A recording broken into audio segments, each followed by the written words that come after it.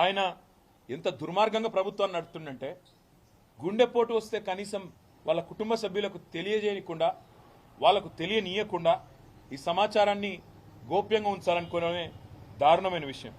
ఇంకా ఘోరం ఏంటంటే అసలు మీరు ఇది చూడండి దయచేసి ఒకసారి బట్టి.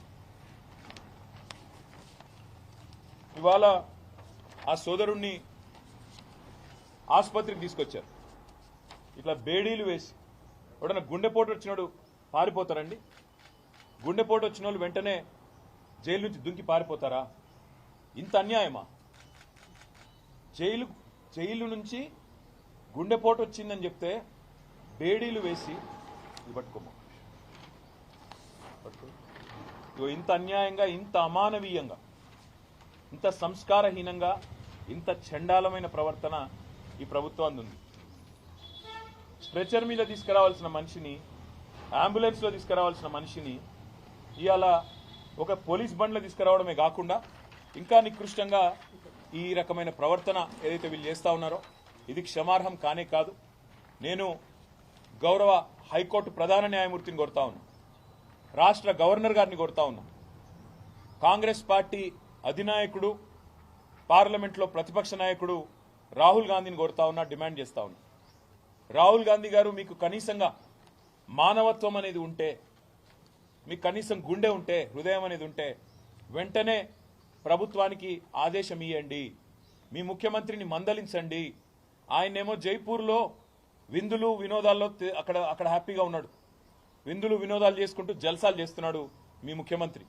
ఇక్కడేమో కేవలం తమ భూమి ప్రభుత్వం డిమాండ్ చేసిన విధంగా మేము ఇయ్యము అని చెప్పిన పాపానికి గిరిజన రైతులు జైళ్లలో ఉన్నారు, ఈ రకంగా చచ్చిపోయే పరిస్థితిలో ఉన్నారు.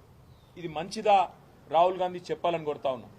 నీకు నిజంగానే హృదయం ఉంటే వెంటనే నీ ముఖ్యమంత్రికి ఫోన్ చేయి, చెప్పు, ముందు కేసులు వాపసు తీసుకో, వాళ్ళని వెంటనే జైల్లోకి వెళ్ళి ఇడిచిపెట్టు, వాళ్ళ ఇంటికి పోని, వాళ్ళ కుటుంబ సభ్యులను, వాళ్ళ ఆరోగ్య పరిస్థితి ఎట్లాగో మీ ప్రభుత్వం పట్టించుకోదు, అవసరమైతే మేం చూసుకుంటాం, ప్రైవేట్ ఆసుపత్రుల్లో పెట్టి వాళ్ళకి మంచి వైద్యం చేపించి వాళ్ళ ప్రాణాలు కాపాడుకునే ప్రయత్నం చేస్తాం.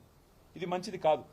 ఇంత అహంకారం, ఇంత తెంపరితనం, మేమేందో రాజులము రారాజులము, మా మాట నేను నడవాలే, ఇది మా కొడంగల్ సామ్రాజ్యంలో తిరుపతి రెడ్డి రేవంత్ రెడ్డి సామ్రాజ్యంలో ఇంకోవాళ్ళు రావద్దు అన్నట్టుగా ఈ రకంగా వ్యవహరించడం మంచిది కాదు.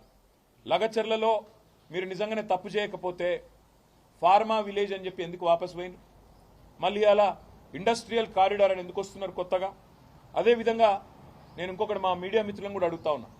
రాజ్యాంగంలోని ఆర్టికల్ 14, 19, 21 ఈ 3 ఆర్టికల్స్ ప్రకారం, రాజ్యాంగం ప్రకారం, భారత రాజ్యాంగం ప్రకారం ఒక అస్వస్థతగా ఇబ్బందుల్లో ఉన్న వ్యక్తికి బేడీలు వేయడం అంటే వారి హక్కులను హరించడమే.